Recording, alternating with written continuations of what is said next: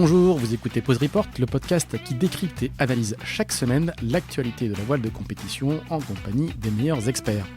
Pause Report est produit par Tip & Shaft, le média des professionnels et des passionnés de voile de compétition.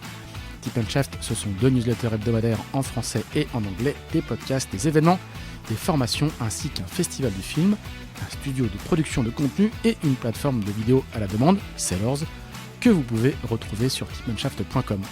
Pendant toute la durée du Vendée Globe, Pause Report devient Pause Report Live, enregistré en public à la Cité de la Voile Éric Tabarly à Lorient, entièrement consacré au débrief du Tour du Monde en solitaire. Un événement rendu possible grâce au soutien de nos partenaires. Arken, d'abord, spécialiste mondial de l'accastillage, dont le matériel équipe une grande partie des concurrents du Vendée Globe, que ce soit les winches, les colonnes, les rails, les poulies ou les systèmes hydrauliques. Le défi Azimut, ensuite, le rendez-vous du mois de septembre pour les IMOCA qui mélange run de vitesse et course au large à Lorient, devenu chaque année la dernière répétition avant la grande course de l'automne et un passage obligé pour toute la flotte IMOCA. Merci à eux. Je suis Pierre-Yves Lautroux et je vous souhaite la bienvenue dans Pause Report Live.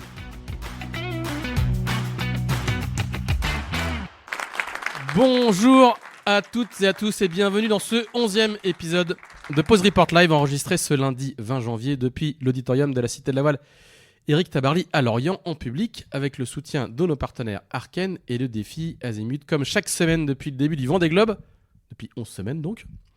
C'est ici que l'on explique, décortique, décrypte et analyse ce qu'il se passe sur la course en compagnie de nos consultantes et de nos consultants.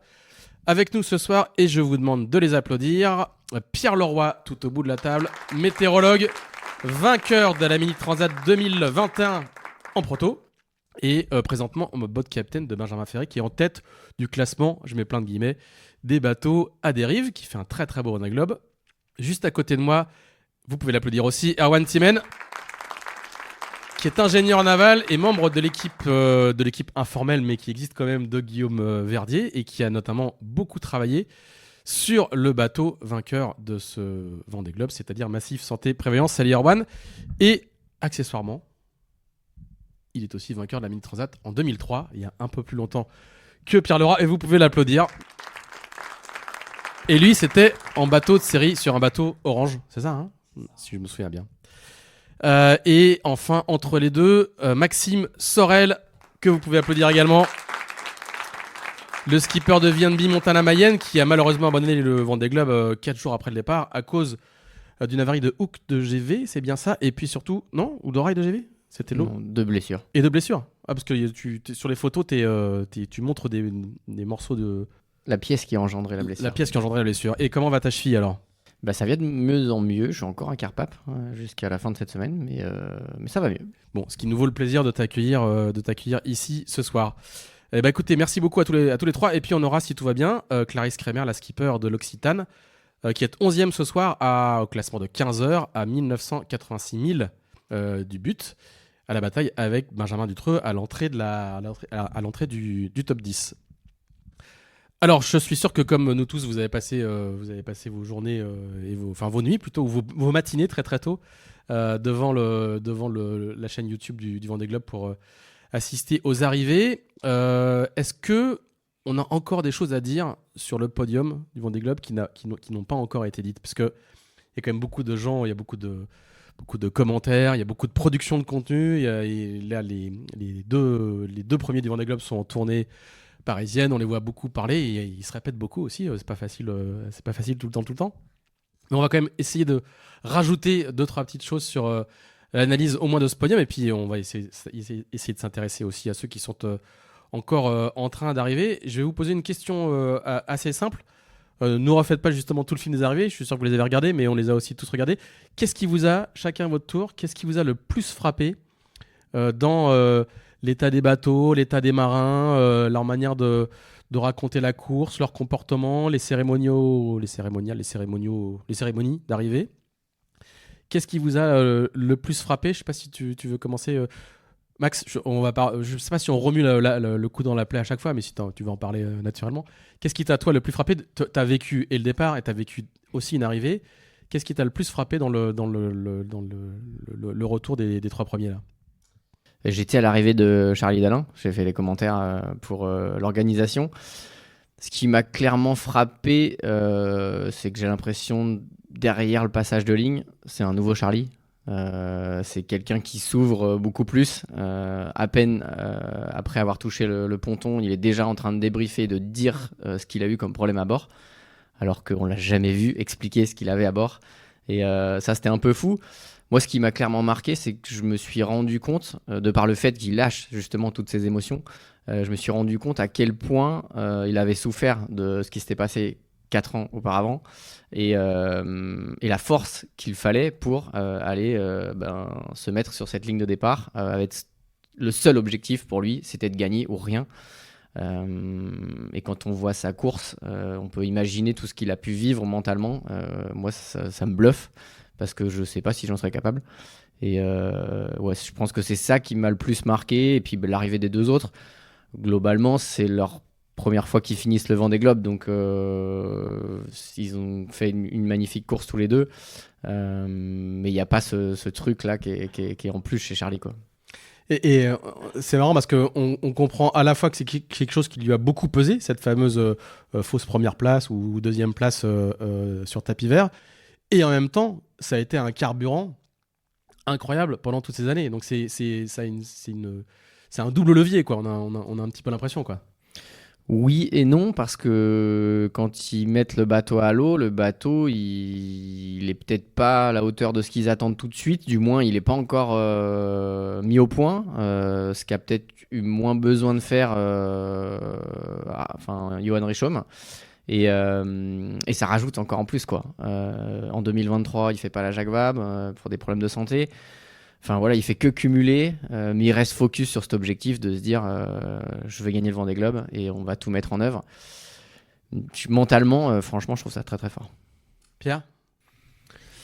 Ouais, non, je vais pas redire ce qu'a dit Maxime, mais par contre, du coup, j'ai l'impression qu'il y en a d'autres qui ont dans le podium, qui ont des sérieuses envies d'y retourner pour la gagne, quoi. Moi, j'ai vu assez peu d'images, mais ce que j'ai vu de Sébastien, c'est que il est déjà en fait dans la course du prochain, quoi. En fait, vu comment c'est déroulé. Comme Charlie il y a 4 ans, quoi. Ouais, alors peut-être pas avec avec le même ressort, mais pas avec le ressort de la revanche, mais en tout cas que il va penser. Enfin, j'ai l'impression qu'il va être très accroché à cette idée d'y retourner pour la gagne la prochaine fois, quoi. C'est ce qui est dans la manière dont ils en parlaient à l'arrivée. J'ai l'impression qu'en fait c'était déjà le début du prochain Vendée pour lui, quoi. C'est ce qui m'a assez marqué dans ses propos. Il a dit à plusieurs reprises, c'est ma course. Cette course-là, elle est à moi. C'est ouais. des paroles. C'est un peu fort. C'est fort. C'est chez lui, c'est chez moi, c'est ma course. Vous ne pourrez pas me l'enlever. Est-ce que lui, on continue dans les ressorts de la revanche, mais est-ce que justement tout ce qui lui est arrivé, tout le monde a été relativement poli. Il n'a pas du tout parlé du fait qu'il a été débarqué, ou en tout cas il était en fin de contrat, il n'était pas renouvelé par ses sponsors précédents qui finissent juste devant lui. C'est quand même l'histoire. Et l'histoire est assez étonnante. Et d'ailleurs, le skipper qui l'a remplacé, Johan Richomme, lui saute dans les bras à l'arrivée quand même. Hein. C'est aussi une très très bonne image. Mais est-ce que lui, justement, tous les obstacles qui ont été sur sa route tout au long de sa préparation, projet tardif, perte du sponsor, etc., un accident très très grave sur retour à la base, hein, qui aurait vraiment pu se terminer très très très mal. Est-ce que c'est pas ça aussi le carburant qui lui a permis de faire ce qu'il a réalisé sur cette course-là? Bah, certainement, d'autant plus que je pense qu'au moment où il casse le foil, je crois que c'est au sud de l'Australie à peu près, je pense que dans sa tête, il a dû se poser beaucoup de questions sur savoir quel niveau de performance il allait pouvoir maintenir et quelle place il allait pouvoir terminer. Et donc en fait, je pense que terminer à cette place de Vendée Globe dans ces conditions, avec, comme tu l'as dit, tous les obstacles qu'il a dû surmonter, il doit se dire qu'en fait, le prochain coup, il n'y a pas de raison, quoi. Je pense que son état d'esprit, ça va beaucoup ressembler à ça, quoi. Ouais. Si j'ai réussi à faire 3e dans ces conditions-là, si les autres conditions sont réunies, je vais faire encore mieux le coup d'après. Alors, je pense qu'il doit se mettre dans cette disposition-là, oui. Erwan? Ouais, alors pour revenir sur Seb Simon, ouais, j'ai vraiment les moments où ils étaient tous plein gaz Atlantique Sud, là, où il a battu le record. Je me suis dit quand même que il avait Johan dans son sud et lui reprendre le record, parce que c'est Johan qui avait le record à ce moment-là. Moi, je l'imaginais quand même pas mal avoir une petite revanche personnelle sur sur le truc. Enfin, en tout cas, voilà. Si j'étais à sa place, probablement que ça aurait pu être un moteur pour moi pour appuyer un peu sur mon pied droit. Mais il en a pas parlé du tout. Hein. Il y a Non, aucune- bien sûr, aucune- bien sûr. aucune remarque. Ça, Hein. Ouais, bon, c'était- ça, c'est tu peux rester gentleman dans ta Ouais, tout à communication, fait, tout à fait. mais n'empêche qu'à bord, je pense que quand tu regardes un petit peu dans le rétro, enfin sur le côté sud de sa portière, tu dis tiens, je t'ai eu. Et je pense que ouais. Probablement que c'est probablement un moteur. Alors parle bien près du Ouais, micro. pardon. Alors qu'est-ce qui t'a frappé sinon sur Alors dans moi, ce je suis live? désolé, je suis obligé de refaire un peu une redite de ce qu'a dit Maxime. Tellement c'était, mais tout le monde l'a remarqué. Comment ça vraiment, ça saute aux yeux le Charlie 2.0 à l'arrivée de ce vent. C'est incroyable, métamorphosé. Voilà. Et je lui tire mon chapeau sur l'énergie qu'il pouvait avoir encore le lendemain après. Parce qu'ils sont cramés quand même depuis un moment, je pense que ces trois-là. Ceux qui arrivent aussi, hein, je pense, là, mais arriver dans cet état de fatigue et rester comme ça, debout, avec cette énergie, il est vraiment... c'est ce qui m'a choqué, qui m'a surpris le plus. Ça m'a pas choqué, c'était vraiment tant mieux pour lui.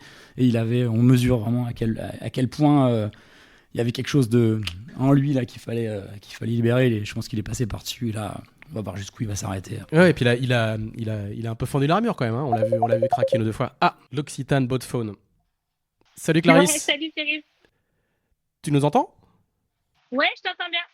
Fort et clair, super. Est-ce qu'on peut mettre un tout petit peu plus fort, Xavier? Eh ben, écoute, merci beaucoup de nous appeler. On est à la Cité de la Voile en public. Tu vas entendre les gens t'applaudir d'ailleurs. Ah, c'est bien. Alors, Clarisse, j'ai une question toute simple. On a tous lu ton petit message sur les réseaux sociaux aujourd'hui. Comment tu vas? Et bah, c'est vrai qu'on a parfois tendance à oublier qu'à la fin, ça va être lu par quelqu'un. Eh oui. Oh. Et ben non, ça va. Je suis un peu fatiguée, le bateau aussi. Et mais tout va bien à bord. Il y a pas de problème. C'est juste que je sens que, enfin voilà, il y a pas mal de moments où je trouve que je navigue pas bien ou des choses comme ça. Et c'est clairement la fatigue accumulée qui explique tout ça. Mais globalement, le moral est bon et la balance globale est bonne. Mais je crois qu'à un moment donné, il est temps d'arriver et il est temps d'aller faire dodo. Voilà, donc juste pour ceux qui ne l'avaient pas lu, c'est une histoire de plomb qui a pété et qui a fait péter les plombs à Clarisse, pour résumer simplement, et qui a dû s'arrêter 1 heure pour respecter la règle. Dans quelles conditions tu es et comment ça se passe pour toi sur l'eau? Là, je vois que tu as déjà bien incurvé ta route pour partir vers l'est depuis quelque temps. Comment ça se passe? Ouais, bah là, je suis auprès débridé dans en fait, la queue du système des pressionnaires qui embête le paquet de devant, là. Du coup, bah, on a pas mal de houle, c'est assez instable, c'est pas spécialement rigolo, mais il fait encore assez beau, assez chaud, donc c'est pas terrible non plus, enfin, c'est pas horrible non plus. Et je suis auprès débridé vers Madère.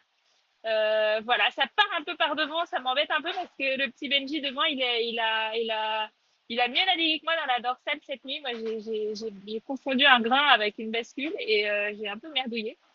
Et voilà. Et donc, du coup, bah, il part un peu devant le petit copain et ça m'agace un peu. Mais sinon, tout va bien. Je sais pas, c'est pas toi que je vais l'apprendre, c'est ton deuxième Vendée Globe. L'arrivée est pour bientôt. Est-ce qu'on peut te poser des questions sur le bilan ou c'est trop tôt? Oui, vous pouvez me poser des questions sur le bilan. Après, je suis comme tout le monde, je me méfie et on sait jusqu'à la fin. Donc, à la fois, oui, on peut parler du bilan et en même temps, c'est la superstition du marin. Jusqu'à la dernière minute, on reste concentré, quoi. Bien sûr, mais du coup, tu diras que c'est notre photo au cas où. Moi, je voulais juste que tu nous fasses une comparaison rapide entre ton premier Vendée Globe et ce Vendée Globe là. Qui a l'air d'être mine de rien assez maîtrisé, où tu vas être quand même plus rapide, ou si tout va bien tu vas faire une place de plus. Comment tu les as vécus tous les deux, ces deux Vendée Globe, si tu dois comparer? Ouais, en fait, c'est pas tellement la place, moi, enfin, c'est vraiment la dernière chose qui vient dans ma tête à l'idée d'évoquer le bilan. Voilà, j'ai du mal à faire des phrases, ça c'est la fatigue. Non, en vrai, c'est très, très différent. La dernière fois, je me suis fait, avec beaucoup de chance et des privilèges, je me suis fait projeter sur un Vendée Globe avec un bateau super bien préparé et une équipe de dingue. Mais moi, voilà, j'ai un peu débarqué là-dedans. C'est pas pour autant que c'était une mauvaise expérience, parce qu'il y a énormément de choses que j'ai adorées et dès le Cap de Bonne-Espérance, j'avais envie d'y retourner.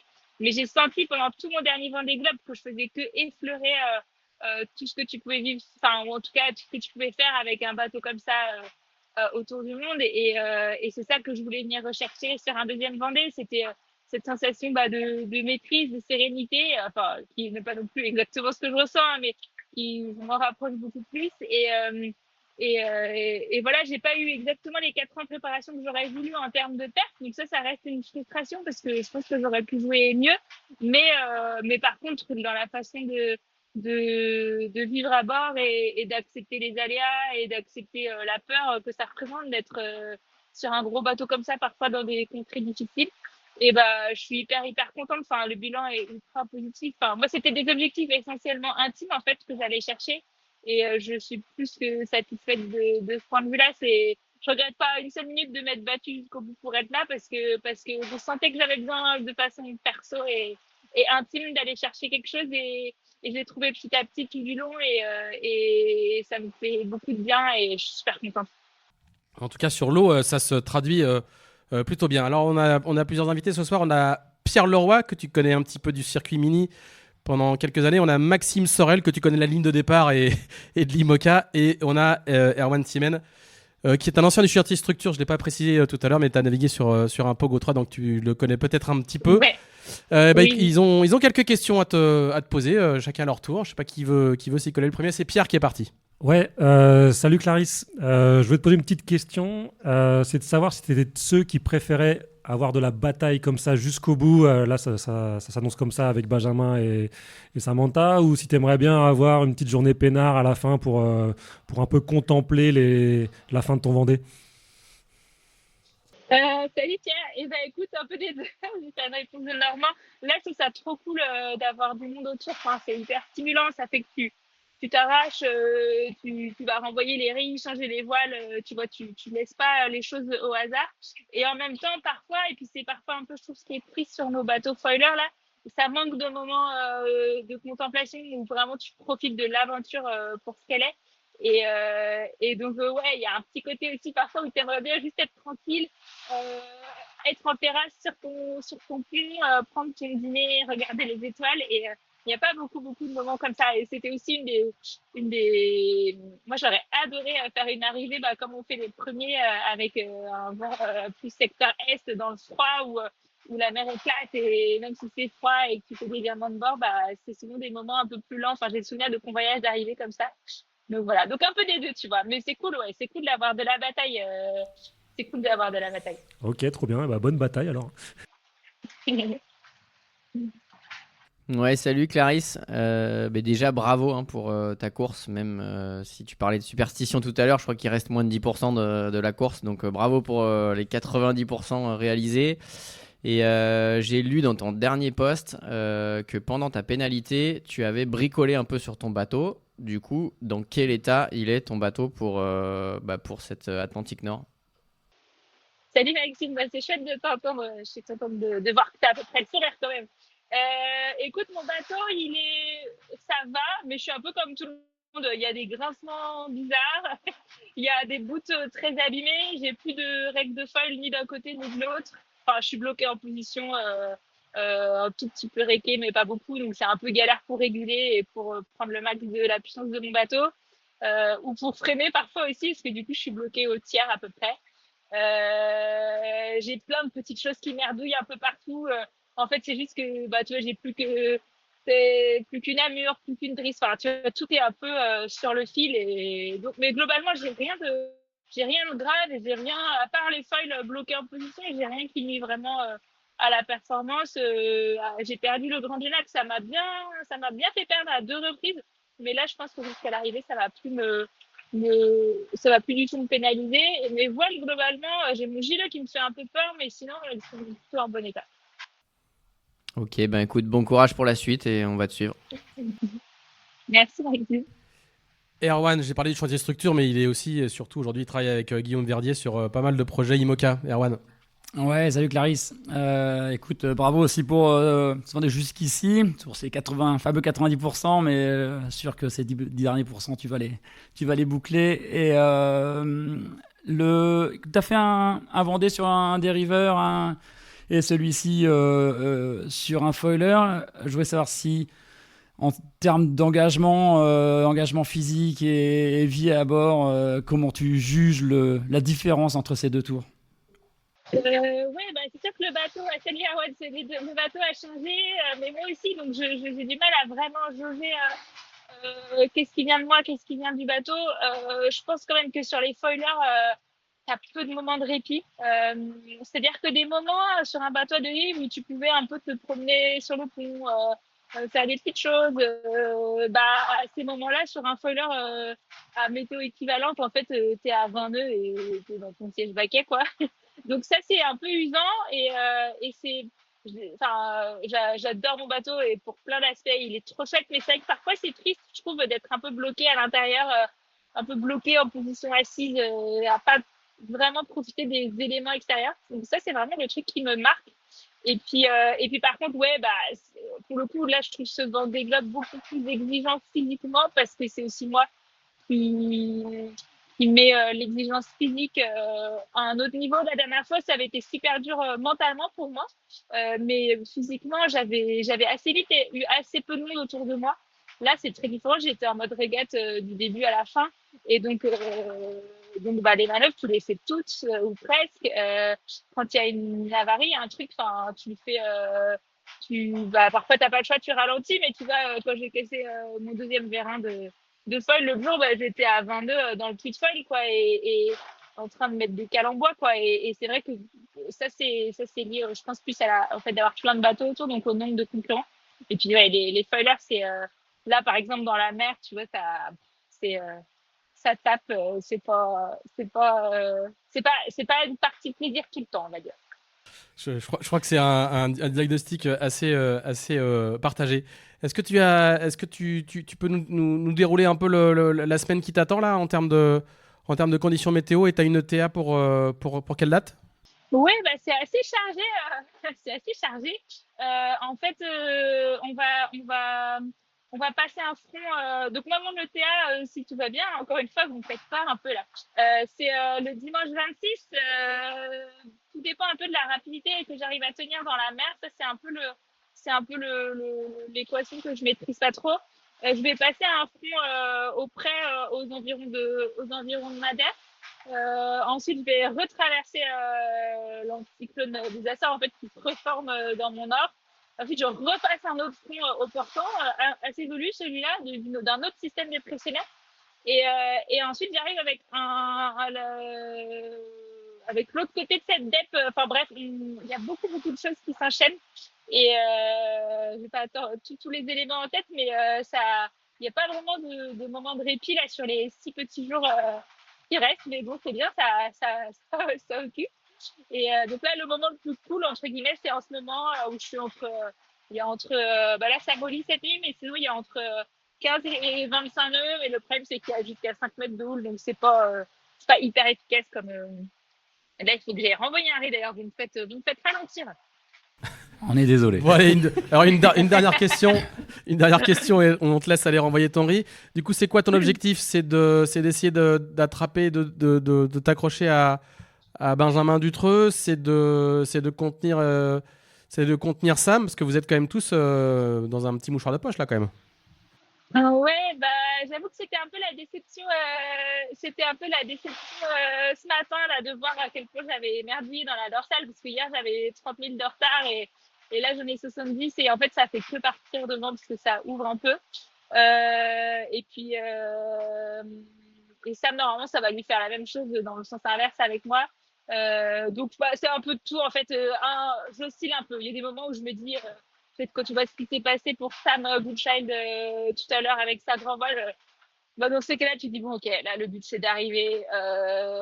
T'as rien à aller prouver de plus. Vas-y, tranquille et tout. Puis 5 minutes après, t'es vénère parce qu'au pointage, t'es donné moins vite. Enfin, voilà, donc j'oscille un peu entre nous, j'oscille un peu et donc je vais être en mode régate jusqu'au bout, mais c'est vrai que je commence, comme je disais, on a commencé par ça, à être fatigué, le bateau il est pas au top de sa forme. On arrive dans des endroits où, on sait, la mer est courte et un peu dangereuse et donc faut pas faire des conneries non plus quoi. Donc voilà, encore une fois un peu une réponse de Normand, un savant mélange entre régate et sécurité. On va voir comment j'arrive à gérer ça.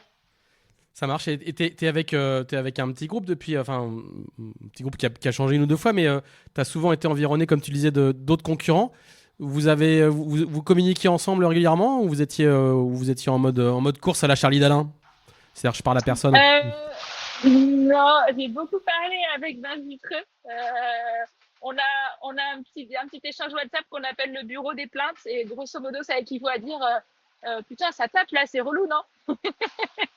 Voilà, c'est à peu près ça les échanges où on se raconte nos galères, où c'est un peu un truc de figariste où on explique que on s'est pris un filet et on s'est arrêté pendant 1 heure et en fait on a défoncé l'autre en pointage quoi, c'est un peu ça. Mais on échange pas mal, j'ai pas mal échangé avec Sam à une période, là on le fait un peu moins, on s'appelait Wing Woman entre nous. Et puis Sam c'est sympa parce qu'elle est tout le temps contente et donc quand t'as un coup de mou tu vas envoyer un petit message à Sam. Mais voilà, donc si je suis pas en mode Charlie. Après il y a pas tout à fait les mêmes on va dire que à une place près ça fait moins la diff que là où il était. Et est-ce que t'as suivi les arrivées des trois premiers? Ouais, carrément. Ça m'a fait un peu le même effet qu'il y a 4 ans. En fait, c'est tellement long le Vendée Globe qu'au bout d'un moment, t'en oublies que c'est possible d'arriver. Enfin, pourtant, tu pars en sachant que tu veux revenir, mais c'est un temps tellement long que ouais, ça te paraît un peu improbable. Et du coup, de voir des gars qui arrivent comme ça, tu te dis waouh, mais en fait, c'est possible, quoi. Et donc déjà, leur bataille était géniale et j'ai adoré suivre la régate et j'étais vraiment hyper contente pour les trois. Après, j'avais pas forcément de favoris ou quoi, mais c'était hyper émouvant. J'ai adoré. J'ai écouté, donc je regarde sur le site du Vendée Globe et tout ce que j'ai lu de Charlie, de Johan, de Seb, j'ai trouvé ça hyper émouvant, c'est super chouette, un super beau podium. Mais donc voilà, donc ça c'est pour la partie positive et la partie négative, et ça on en a un peu parlé avec Sam Davis, c'est que tu vois, il te reste encore pas mal de temps en mer, quoi, surtout avec là les 3 petits cocos qui se sont barrés super loin. Et c'est un peu déstabilisant en fait. Ça te sort un peu de ta course. Tout d'un coup, on te parle plus de l'arrivée, tout le monde te parle de l'arrivée, et en fait, tu es encore loin. Et on sait bien que penser à la terre, c'est pas toujours la meilleure façon de profiter de la vie en mer. Donc j'ai trouvé ça un peu déstabilisant. Là, ça va beaucoup mieux parce que c'était il y a quelques jours déjà. Mais sur le coup, ouais, c'était à la fois trop beau, trop émouvant et un peu perturbant. Très bien, ben on va arrêter avec les questions qui te, qui te perturbent et qui te ramènent à ta condition de coureur qui a encore une semaine de mer. On va t'applaudir très fort et on va te souhaiter de boucler les quelques centaines de milles qui te restent proprement et de profiter de ces derniers milles. Et puis on est sûr que tout va bien se passer, hein, t'inquiète pas, tout va bien se passer. C'est gentil. Merci à vous. Merci, salut Clarisse. Salut, bonne journée. Ciao. Et vous pouvez applaudir encore à nouveau, hein, sans souci. Mais elle a l'air en pleine forme. C'est marrant, ils sont tous bavards quand tu les appelles. Et moi en Je fait, trouve, ouais. à chaque fois, est-ce que vraiment on peut l'avoir juste un petit quart d'heure? Mais on a fait ça tous les épisodes et puis en fait, ils adorent parler. En fait, ils ont pas forcément beaucoup de. Ils ont besoin de se confier. Ils ont besoin de se confier. Peut-être qu'au bout de 66, 67 jours, ça commence à peser. Et Maxime, du coup, une petite question justement. T'avais vécu comment toi les arrivées tu les avais... Là, on comprend qu'elle a regardé les vidéos. Hein. Évidemment, les moyens de connexion sont devenus vraiment très simples. Et toi, t'avais vécu comment quand t'avais regardé Est-ce que tu les avais regardés et comment tu l'avais vécu? Mais il n'y avait pas autant d'écart. En fait, ils avaient mis 80 jours et moi 82. Donc je suis arrivé 10e. Et surtout, on savait pas trop qui allait gagner. Donc les gens arrivaient, mais il fallait attendre l'arrivée quasiment de... Je crois que c'était Jean, le dernier, pour savoir dans quelle ordre allait être le vrai classement. Donc j'ai pas eu trop cette sensation de me dire putain, il est temps que j'arrive. Mais puis surtout, j'avais une dépression un peu comme là et j'étais passé devant. Et donc non, j'ai pas du tout vécu ce truc-là, mais là, je l'ai un peu vécu pour eux parce qu'en allant au Sable d'Olonne et en me disant que certains étaient vraiment très très loin, Le dernier, il lui restait 3 transats à faire, quoi, en fait. Donc, ouais, c'est quand même pas simple. Pierre, puisqu'on a un météorologue sous la main, tu vas nous faire un petit point météo, parce qu'effectivement, ça se voit sur les images. Hein. Je sais pas si elle a un nom d'ailleurs, cette dépression. Je ne saurais pas répondre, j'ai pas regardé si elle avait un petit nom. Mais elle est sacrément. Elle est bien costaud, ouais. Elle est bien costaud. C'est un peu c'est un schéma d'école, hein. Vraiment. Elle est quand même bien sud. Elle est assez sud. Ouais, pour une dépression aussi grosse que ça et aussi puissante, être aussi sud, c'est quand même assez impressionnant, quoi. En général, à cette saison, elles sont un peu plus nord. Et je travaillais dessus justement cet après-midi là, avec des gens que j'ai en cours météo. Et ce qui est compliqué des fois, c'est que quand c'est assez sud comme ça, c'est que c'est un peu détaché de ce qu'on appelle du courant jet, de la circulation classique des dépressions. Et donc la trajectoire est des fois un petit peu plus délicate à suivre. Et comme ils doivent jouer en plus assez proche du centre de la dépression, alors en évitant bien sûr les vents les plus forts pour pas casser les bateaux, mais pour ajuster leur trajectoire, c'est pas évident, quoi. Parce que entre comment la dépression va se placer vis-à-vis du Cap Finistère et comment ils vont pouvoir se glisser devant ou derrière, d'un point de vue stratégique, c'est hyper intéressant les prochains jours là. Il y a beaucoup d'options différentes ou c'est quoi le schéma idéal?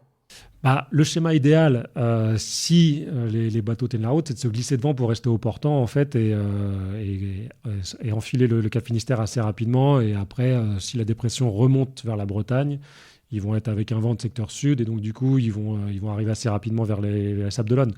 Mais le schéma idéal, il implique qu'il y a un schéma qui n'est pas idéal et si on n'arrive pas à se glisser devant, c'est plus compliqué. Est-ce qu'on passe derrière? Est-ce qu'on fait du près? Est-ce qu'on remonte? Sachant que derrière, en plus, il y a des hautes pressions qui poussent à nouveau. Il y a ce qu'on appelle une belle dorsale, là, une excroissance de l'anticyclone qui relie l'anticyclone des Açores jusqu'au Cap Finistère. Et où est-ce qu'on traverse ce phénomène-là? Comment on récupère les vents derrière, au nord de la dorsale, et comment on finit? Il y a des... Ouais, c'est intéressant, il y a des coups à jouer jusqu'à la fin. Et en plus, ils doivent prendre des options assez tranchées, parce que s'ils décident de s'enquiller à l'avant de la dépression, il y a certainement un moment où ils vont être dans une position où c'est plus possible de faire demi-tour, quoi. Donc c'est hyper intéressant. Et d'un point de vue stratégique, il y a une question aussi un peu de fond. Parce que le schéma idéal dont on discute, il réclame un engagement assez significatif. Mais est-ce que à quelques jours de l'arrivée, pour des places d'honneur, est-ce que ça vaut le coup de faire ça pour Jérémy Béyoud, de faire ça pour une place de 4e? Ça, je pense que c'est une question qui est très personnelle. Est-ce qu'on a envie de terminer 4e? Est-ce qu'on a envie de terminer? Dans quelles conditions? Est-ce que le petit copain avec qui on a fait la bataille pendant les 3 dernières semaines ou le dernier mois, on a envie de le battre jusqu'à la fin? Et je pense que ça, c'est une réponse qui dépend de chacun, en fonction des objectifs qu'il s'est fixés au départ, de l'état d'esprit dans lequel il est, des conditions de son bateau. Mais après, dans ces questions très personnelles, moi, pour les courses auxquelles j'ai participé jusqu'à maintenant, je sais que ce qui joue beaucoup, c'est le scénario des derniers jours. Et en fait, pour l'état d'esprit dans lequel on arrive. Et donc, en fait, peut-être qu'ils vont avoir envie de cette bataille et de jouer dernière place pour finir sur une belle note, en fait. Parce que l'humeur dans laquelle tu arrives, au moment où tu passes la ligne, elle n'est pas conditionnée par les 5 premiers jours de course, en fait. Elle est conditionnée par le scénario et le déroulement si tu finis sur un truc positif ou une montée, quoi. Et peut-être que ça vaut le coup, juste pour ce truc-là, de finir en beauté, de tenter un petit truc. Je dis ça, mais à voir ce qu'ils ont envie, quoi. Max, toi, tu ferais quoi? En fait, il a un bout de la réponse si on parle de Jérémy qui est 4e, parce que lui est déjà parti. Et puis Sam a un peu déchiré sa grand voile. Voilà. Donc globalement, je pense. Mais par contre, il est déjà dans la DEP, quoi. Oui, mais peut-être qu'il va un peu temporiser aussi. Enfin, c'est vrai qu'elle se déplace pas mal dans l'est, là où les concurrents veulent aller. Donc il va jouer avec le centre. Faut pas qu'il se retrouve de l'autre côté pour pas se retrouver face au vent. Alors ça paraît simple. On se dit, évidemment, tu vas pas passer de l'autre côté. Mais en fait, quand tu as approché très proche un centre dépressionnaire, parfois, ça tourne tellement vite que c'est pas si simple de réaliser l'opération. On s'est un peu tous fait avoir sur The Transat. Même Nicolas Luneven, c'est pour dire. Et c'est vrai que là, c'est quand même assez délicat. Je pense qu'il doit être un peu plus serein, là, Jérémy, qu'il y a quelques heures avec l'annonce de la grande voile cassée de Sam, quoi. Ouais. De Sam Goodchild. On va parler un peu matos avec Erwan. Est-ce que tu peux nous parler un petit peu du bateau de Charlie? Comment vous avez... donc toi, tu fais partie de l'équipe qu'il a conçu. Est-ce que tu peux nous raconter un petit peu justement comment vous avez travaillé avec Merconcept?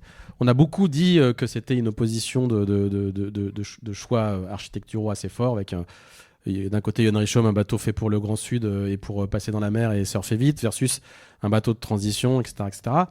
Au final, l'écart n'est pas si significatif que ça. Est-ce que vous avez déjà tiré des leçons? Comment vous avez bossé avec lui? Voilà, j'ai pas mal de questions, mais on commence par celle sur comment vous avez travaillé avec lui. Il faut savoir, c'est que chez Verdier, vous êtes tous en télétravail.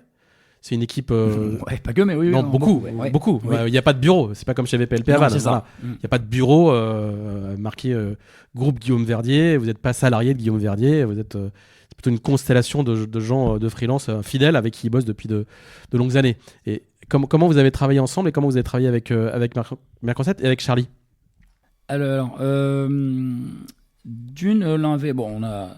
travaille ensemble d'une façon effectivement en télétravail, mais je dirais que ce bateau-là, il est donc comme tous les autres IMOCA, c'est un peu des bateaux sur mesure, on va dire. Et de ce point de vue, l'entente avec Merconcept et le travail avec Merconcept, c'est vraiment super bien déroulé parce que ils avaient une vision. Merconcept et Charlie, toute l'équipe Massif, on va dire, avait une vision très claire de ce qu'ils voulaient. Le cahier des charges était précis, quoi. Ouais, le cahier des charges était très précis. Je crois que Charlie avait vraiment en tête ce bateau-là. Après, charge à nous de le dessiner quand même, mais et de trouver les solutions techniques qui répondaient à ce cahier des charges. Mais en tout cas, les drivers, je cherche ce mot mais les drivers qui souhaitaient étaient assez clairs.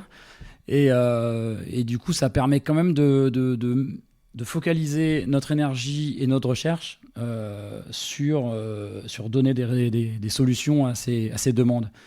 Elle s'exprimait comment alors? C'était quoi le cahier des charges? C'était le fameux bateau fait pour aller vite dans la phase de transition. Mais une fois qu'on a dit ça, on a dit quoi? Ils se moquent de moi depuis tout à l'heure tous les deux là. Vous allez préciser. Il va juste avoir des problèmes de confidentialité, mais bon, c'est son problème. Je suis pas sûr qu'il ait le droit de répondre. Ça, il se débrouille. J'ai pas donné les plans encore. Les plans sont pas téléchargeables. C'est pas ça. Moi, je voudrais le cahier des charges. Je parle pas de la réponse. On parle pas que le cahier des charges. Comment il pitch? Il dit je veux un bateau pour gagner le Vendée Globe. Ok, ça tout le monde. Mais du coup après comment il l'oriente? Non, mais ça peut être des configs de base. Ça peut être de l'ergonomie tout simplement. Savoir où il veut son cockpit, comment il veut son cockpit. Parce que il y a pas que de la perf, il y a beaucoup de la perf. Il n'y a pas que de la carène. Ouais, il y a pas que du dessin de carène et puis des configs de ballast, que des éléments de performance. Il y a aussi des éléments d'ergonomie, de confort. Et donc je pense que c'est quelque chose qu'il avait déjà pas mal maturé après son Vendée Globe précédent. Donc là-dessus, c'est quand même très confort de travailler avec une équipe qui a une bonne vision de ce qu'il veut, parce que forcément Guillaume il a dû dessiner une trentaine de carènes peut-être, mais forcément on se retrouve à la fin sur pas l'épaisseur du trait, mais il y a des choix à faire et les choix doivent être faits et ils sont là pour faire les choix, quoi. C'est un peu ça qu'on attend des teams et c'est assez important. Ouais. Et on comprend en creux que tous les clients ne sont pas comme ça. Ah non, c'est pas ça. C'est que justement. C'est moi qui le dis. Ça veut dire qu'en fait, pour chaque client, il y a un cas des charges et une réponse qui serait différente, quoi. Tout à l'heure, Maxime laissait entendre que le bateau a mis un peu de temps à être développé. Il n'a pas marché tout de suite, comme par exemple les plans Coche-Finoconque. Je traduis, Maxime. Je traduis à peu près. C'est ce qui se disait dans le milieu. C'est parce que vous avez des exigences supérieures.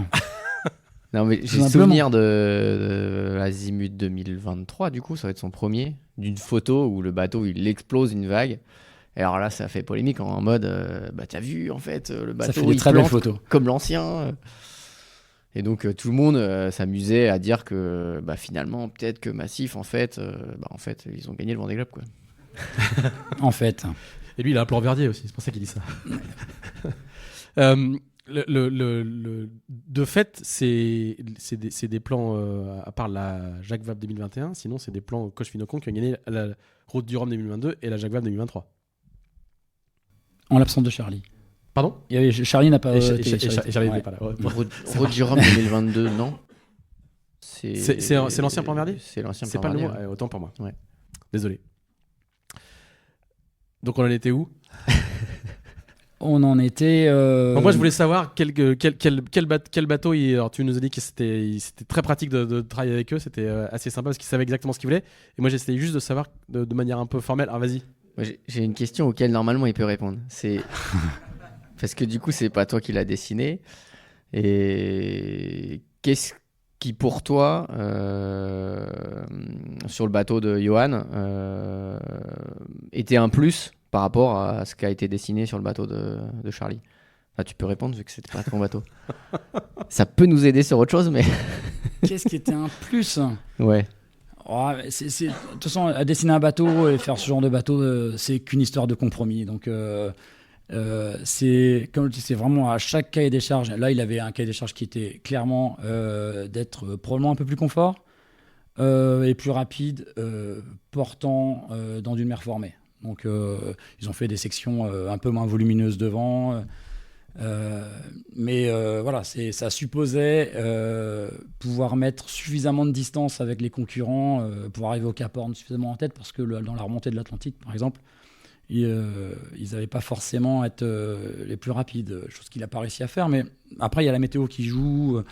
Gagner le Vendée Globe aujourd'hui, c'est aligner des milliers de planètes, quoi. Faut avoir le bon bateau, le bon skipper, éviter de taper quelque chose, éviter le max d'emmerde.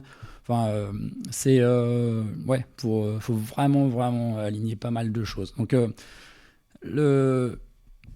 en termes de, en amont de tout ça, la conception du bateau et le dessin du bateau et cette fameuse rédaction du cahier des charges par le skipper ou les équipes sont assez importants. Après, voilà, qu'est-ce qu'il a de plus?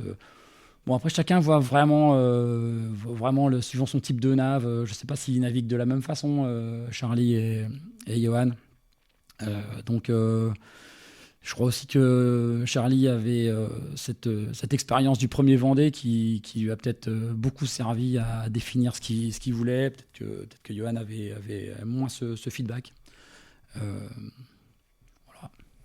Vous avez le sentiment, Pierre et Maxime, que la victoire de Charlie, c'est aussi la victoire d'un choix architectural où, comme vient de le dire assez bien Erwan, il y a tellement de planètes alignées que ça n'est que l'un des paramètres parmi eux. Je rappelle juste que Johan, quand il a passé le Horn, il s'est dit, et il l'a dit en interview, il dit bon, bah j'ai pas réussi à faire la différence. En gros, j'ai pas réussi à faire la différence dans le sud, alors que mon bateau était fait pour faire la différence.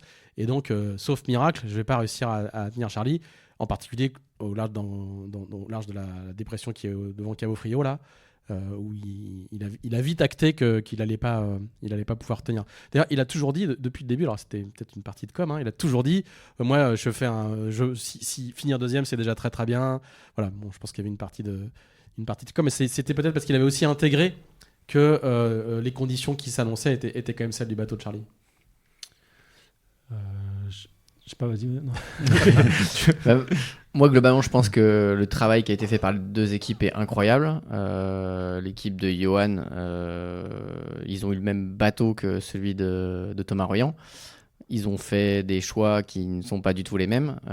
Pour une équipe aussi jeune que celle de Johan, je pense qu'ils ont vraiment bien travaillé dans le délai qu'ils avaient.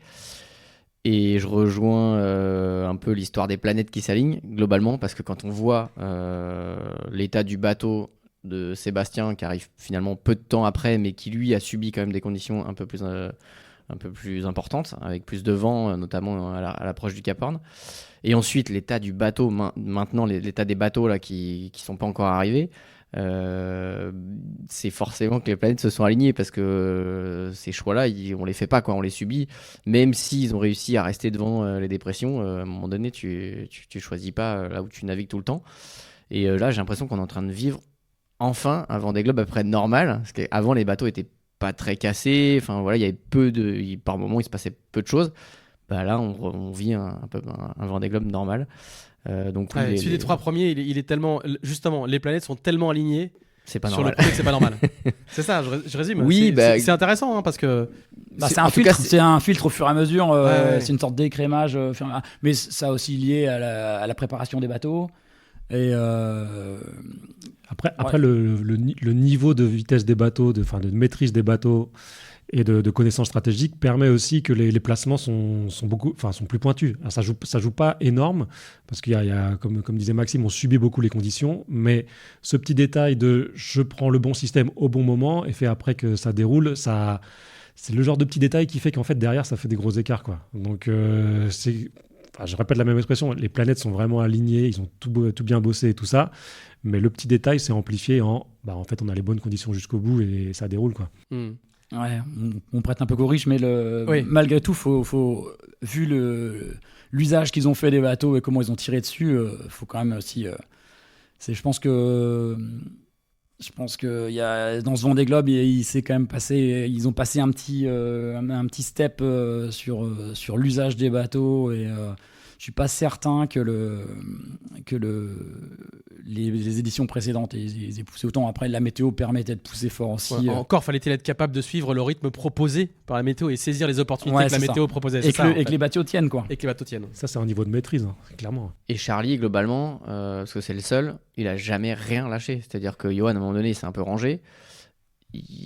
Par réussite, il est revenu. Il a su la saisir, bien sûr, mais il y a quand même quelque chose qui s'est proposé à lui. Charlie, lui, c'est tout le temps, il était plein gaz. C'est ça qui est fou, quoi. Mais globalement, l'état du bateau à l'arrivée, je l'ai vu, c'est hallucinant. Massif. Bravo. Ouais. Il a quand même réparé une petite. Oui. Ouais. Non, mais j'ai l'impression que extérieur, du moins, je suis pas rentré dedans. Chez Arcap Paprec ou Paprec Arca, c'est encore. Il a encore eu moins à travailler que Charlie, quoi, non? Il a pas assez poussé.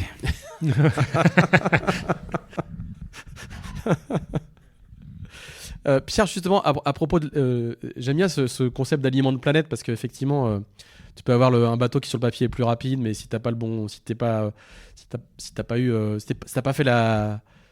abstenu de faire la petite sieste qui t'a permis d'avoir le demi-mille qui fait que au passage du nuage, tu prends 2000 et puis à la fin ça se transforme en 2 jours.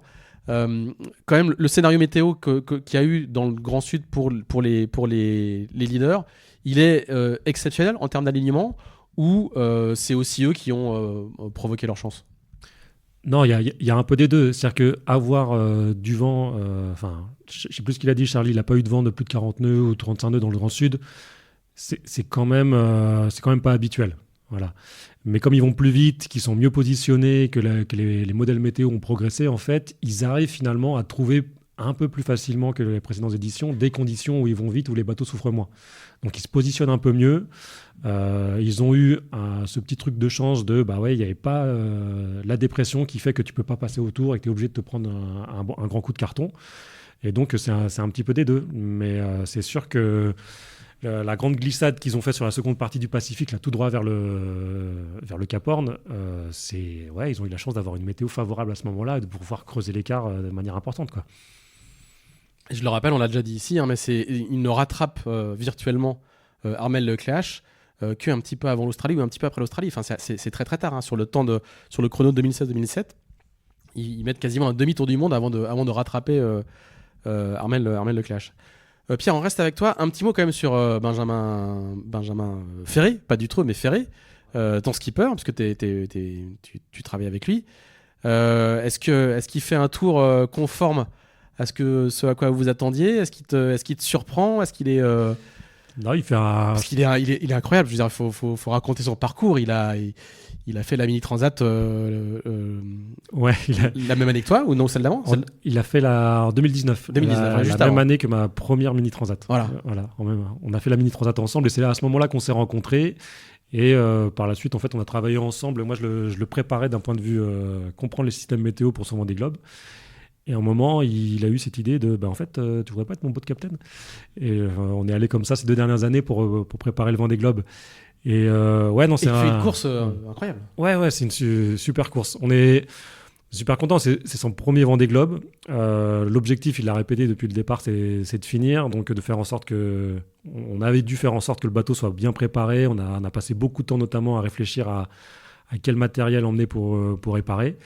Et jusque-là, en fait, on est hyper satisfait. Je suis hyper fier de lui parce que le bateau est toujours en mode performance. Il a eu des casses, mais ça affecte pas trop quasiment pas la performance, et donc du coup il est toujours à la bataille dans la tête ce qu'on peut appeler la course des bateaux à dérive. Non, c'est hyper intéressant, et je posais la question tout à l'heure à Clarisse de savoir s'il était contente ou pas d'avoir la bataille jusqu'au bout. Je pense que Benjamin, il est satisfait aussi d'être à la bataille avec Tanguy, parce que ça met un petit peu d'adrénaline. Ils font vraiment de la régate, quoi. Ça fait plus de 2 mois qu'ils font de la régate, et ça continue. Et c'est hyper, c'est hyper intéressant, c'est hyper motivant. Donc, je suis super fier de lui, et je pense qu'il vit un tour du monde un peu comme il l'a pensé. C'est-à-dire que c'est l'aventure, parce qu'il a découvert ses grands caps, et à côté de ça, il fait la course avec ses copains, quoi. Il allie le voyage et le sport. Et puis ils ont réussi, et c'est pas rien, ils ont réussi à décrocher le patron, Jean Le Cam, qui a connu pas mal de soucis techniques. On a tous vu l'image de son étai qui est littéralement cassé, quoi. Donc il a quand même pas mal rigolé, mais jusqu'il n'y a pas si longtemps que ça, il faisait régner le calme dans la basse-cour, quoi. Jean, il avait une espèce de... On avait l'impression que sa trajectoire était fluide et facile. Tout le sud, là, il l'a fait avec une espèce de maîtrise, sans se poser... On a l'impression que c'était simple. Il a fait moins de manœuvres, moins de trajectoires compliquées, et il était devant en permanence.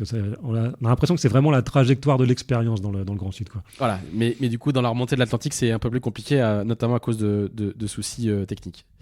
Est-ce que vous avez des questions ?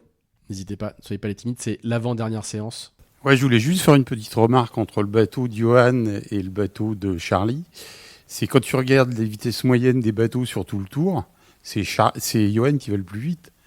Et il fait 500 000 de plus dans l'histoire de la dépression. Ça, c'est quand même intéressant. Je pense que la course s'est vraiment jouée à ce moment-là.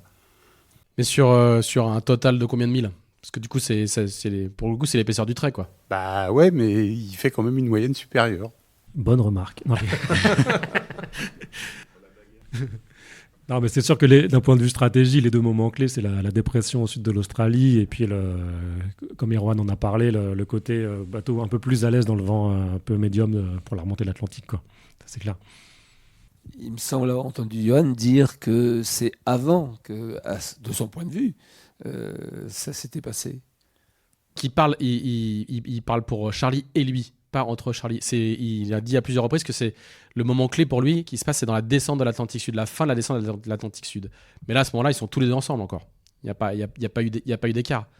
Mais je pense que le moment où ça se joue entre les deux, où normalement, vu le projet de son bateau, c'est dans la DEP. C'est ce que disait l'un de nos invités il y a 15 jours, c'est que si Johan avait suivi dans cette fameuse DEP, peut-être qu'il aurait creusé l'écart parce qu'il avait une carène plus favorable, et que du coup l'avance qu'il aurait eu au Horn lui aurait peut-être suffi, ou en tout cas lui aurait permis de tenir Charlie oui, mais à distance. Il disait, je crois que malheureusement je ne sais plus quel est l'invité qui disait ça, mais il disait en gros qu'il n'avait pas gagné le Vendée Globe, en tout cas il avait peut-être perdu le Vendée Globe à cet endroit-là. Mais c'est peut-être son manque d'expérience relative qui a fait qu'il a été plus prudent. Parce que la prudence, c'est à chacun de juger, effectivement. De toute façon, quand votre vie est en jeu, entre guillemets, enfin, en tout cas, vous pouvez le ressentir comme ça. On ne peut pas juger ce genre de... Mais il a dû on sentait qu'il avait... Ouais. Ça en était un petit peu mordu les doigts. Et Charlie a dit à plusieurs reprises qu'il avait été surpris de l'expérience et de la manière dont Johan avait mené le bateau dans le sud. Il avait l'impression que c'était pas du tout son premier Vendée Globe, quoi. Après, Charlie a aussi un problème de fro qui lui manque à un moment donné, qui permet quand même à Johan de revenir assez... Le fro, c'est le fractionné zéro, c'est ça, hein. Ouais. Bonsoir, ma question s'adresse plutôt du coup à Maxime et Pierre par rapport à un skipper. Quel est le rôle du boat captain dans la préparation du bateau et le suivi global? Je crois que ça dépend des équipes, parce qu'on n'a pas tous la même définition du boat captain. Globalement, pour moi, le boat captain, c'est un peu le responsable du bateau. Donc, en tout point, c'est-à-dire que c'est lui qui va fermer les portes du bateau le soir quand l'équipe arrête de travailler, en imaginant. C'est lui qui est le garant du bateau à tout moment. C'est aussi généralement un navigant. Il est souvent là dans les convoyages. Il va être force de proposition pour des tas d'améliorations. Toujours être un regard pour l'entretien du bateau. Et il n'aura pas forcément le même rôle qu'un directeur technique, s'il y en a un dans une équipe, qui est lui plus à gérer la globalité de l'équipe. Pour moi, le boat captain, il est vraiment responsable de l'équipe, du bateau, pardon. Ouais, après, dans les petites équipes, le boat captain et le directeur technique, c'est le même, quoi. C'est pour ça Tiens, que je dis toi que qui es ça boat dépend. captain d'une petite équipe. Pour le coup, nous, on avait les deux, boat captain mais directeur technique, mais ça dépend aussi un peu des profils des gens. En fait, il y a des fonctions à cocher, si on veut, dans une équipe. Il faut quelqu'un avec un profil un peu plus ingénieur, qui comprend les plans et la structure du bateau. Il faut quelqu'un qui remplisse la fonction de premier navigant, quelqu'un qui remplisse la fonction de bateau est prêt à naviguer tout le temps. Et moi, dans l'équipe de Benjamin, j'étais boat captain au sens de je suis responsable du bateau, le bateau est prêt à naviguer, je suis le premier navigant, j'ai le regard de l'expérience en mer et comment il faudrait améliorer les choses pour qu'on navigue mieux. Et on avait un directeur technique pour le côté connaissance de la complexité du bateau, quoi. Et plus un regard d'ingénieur que de navigant. Oui, bonsoir. On a quand même pas mal parlé de mental ce soir entre Charlie Dalin qui change un peu de vision, Clarisse Kremer qui pète les plombs. Voilà. Maxime, je pense que tu es aussi concerné par le mental. Du coup, ma question, elle va pour Pierre. C'est Toi qui n'as pas de mental. non. C'est plutôt comment, quand on se lance dans un Vendée Globe comme ça, dans un projet Vendée Globe, comment on se prépare? Est-ce qu'on est suivi dès le début par un préparateur mental comme Maxime l'a été, ou est-ce que au contraire on se laisse un peu comment ça se passe? Alors, il y a le cas idéal, c'est on a tout qui est prêt, le budget et le temps pour tout faire et tout mettre les curseurs au max. Et en fait, on se retrouve souvent dans ces projets-là à faire des choix où on n'a pas le temps ou le budget pour tout faire, et donc il faut faire monter les curseurs sur ces points les plus faibles, parce que c'est ces points les plus faibles dans un projet comme ça qui font qu'on a du mal à avancer. Et alors, c'est très personnel, mais dans mes projets jusqu'à maintenant, en fait, c'était pas le mental qui était limitant pour mes résultats. Donc, j'ai jamais eu de préparateur mental, mais il se peut que pour le Vendée, je fasse appel à un préparateur mental, parce que je me rendrai compte que, en fait, là, je commence à être un peu embuté, et donc du coup, j'ai besoin de passer un cap sur la préparation mentale. Mais pour l'instant, ça n'a jamais été le cas, et donc j'ai jamais été accompagné dans ce domaine-là. Mais au-delà de ça, c'est un domaine qui m'intéresse énormément, parce que je trouve ça fort, et c'est un des trucs pour lesquels j'aime bien la course au large, c'est ce côté dépassement de soi, quoi. Donc peut-être que même par curiosité, j'irai creuser un peu ces aspects-là, quoi. C'est marrant parce que moi j'aurais précisé aussi que toi tu te dis on pousse les curseurs là où on sait pas le faire, quoi. Et en fait aujourd'hui tu t'aperçois que même dans les très très grosses équipes, en fait eux ils poussent tous les curseurs, et donc la performance humaine est on traite ça comme le réglage du mât, comme parce qu'ils ont les moyens, le temps, en fait, de pousser tous les curseurs au max. Ouais. Mais surtout ça fait mine de rien assez peu de temps. Je vais parler sous le contrôle de Maxime. Lisez son bouquin sur l'Everest, pour le récit de l'Everest évidemment, mais surtout pour le récit de la préparation et de la manière très scientifique avec laquelle tu t'es préparé dans un centre qui est à Annecy.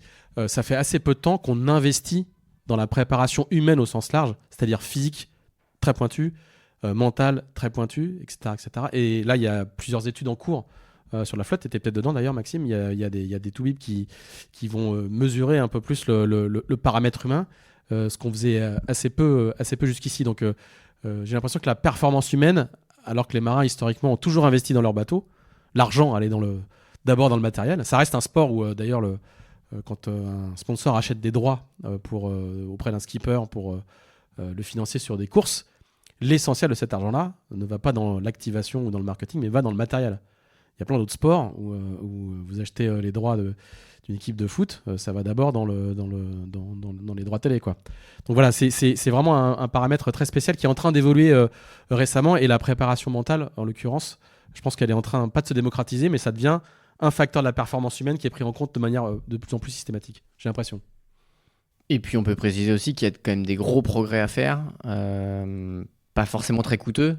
Nous, par exemple, on a un projet, globalement, on était capable d'aller chercher un top 10, mais avec peu de moyens par rapport à beaucoup d'autres. Et on a jugé qu'aujourd'hui, intrinsèquement, le bateau, on n'allait pas le révolutionner, et on allait placer le curseur ailleurs. Donc nous, on n'a pas touché à tous les leviers, mais en tout cas, celui-là était important. Et le champ des possibles est juste incroyable, quoi. Donc on n'en est que au tout début. Malheureusement, on a fait que, t'as dit 4 jours, mais on a fait un peu plus, non ? J'ai le souvenir 15 d'avoir posé novembre. le. Oui. Abandon le 15 novembre, et vous êtes Ok. parti le 10 5 Parti de 10 jours. Je croyais que j'avais touché terre le 17. Enfin, c'est ce que j'ai dit à Carpap. Moi, je suis allé sur ton site avant, c'est marqué 15 novembre, abandon de.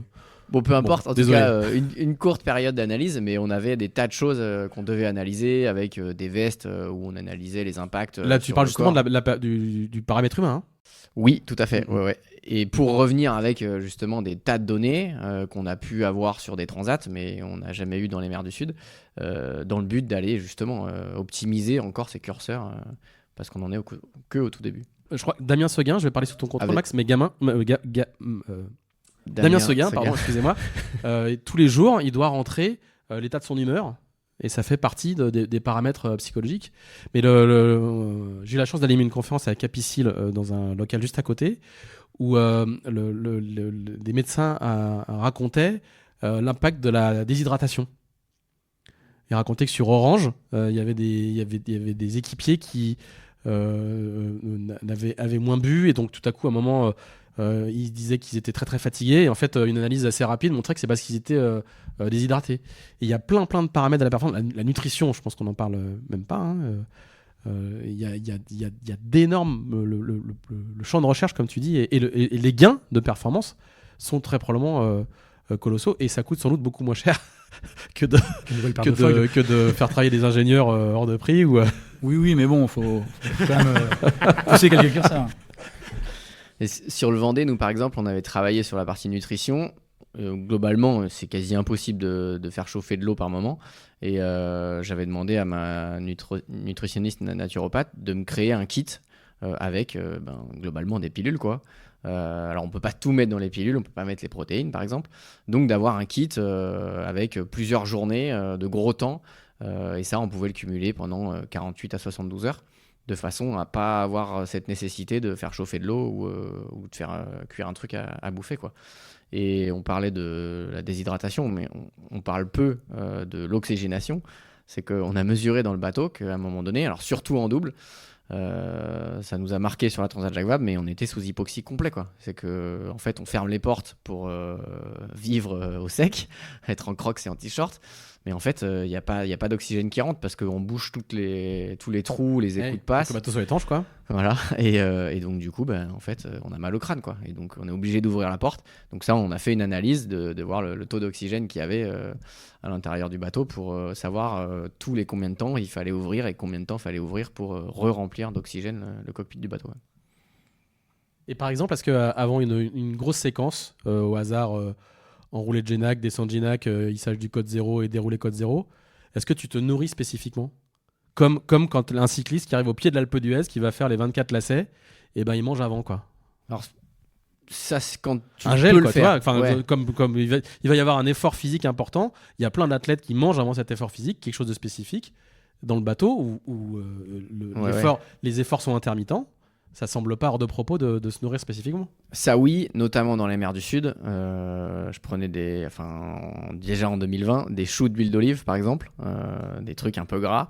Mais il faut faire gaffe avec ça aussi. Alors il faut être sûr de quand tu vas placer ta manœuvre, de pas être en pleine digestion au moment où tu vas faire 20 minutes de colonne, quoi. Ouais, mais je parle plutôt d'un gel, tu vois, comme les cyclistes comme les cyclistes avant un col, quoi. Ouais, c'est quand même très cardio finalement ce qu'on fait quand on le fait vite. Le cycliste, il va gérer son effort, tu vois, il va pas prendre le gel juste avant de monter un col où il y a mais par contre, où il il y a un sait, sprint, en général, il sait combien de temps avant il faut que lui. C'est ça, Par contre, ouais. il est suivi, les nutritionnistes sont implacables. Et on leur dit dans l'oreillette, oublie Et pas on de leur dit prendre dans un gel. l'oreillette, c'est vrai. Mais oui. Enfin, globalement, il y a des tas de choses à travailler comme ça. Après, c'est pas aussi simple que dans d'autres sports, quoi. Ouais, tout à fait. En tout cas, voilà, la réponse était très complète, mais le paramètre de la performance humaine, non, mais c'est passionnant parce que c'est un champ qui est encore très peu travaillé. On en reste là-dessus. Merci beaucoup à tous les trois. On va vous applaudir très très fort. Un grand merci. Merci. Merci à toutes les équipes de la Cité de la Voile. Eric Tabarly qui nous accueillait ce soir et merci à Xavier qui était aux platines. Merci à Hermine et à Violette de l'équipe de Tip & Shaft qui étaient là ce soir. Merci à tous les trois et merci aussi à nos partenaires Arken et le Défi Azimut. Et rendez-vous donc mardi prochain et non pas lundi pour la dernière de ces Pause Report Live. Merci, bonne soirée.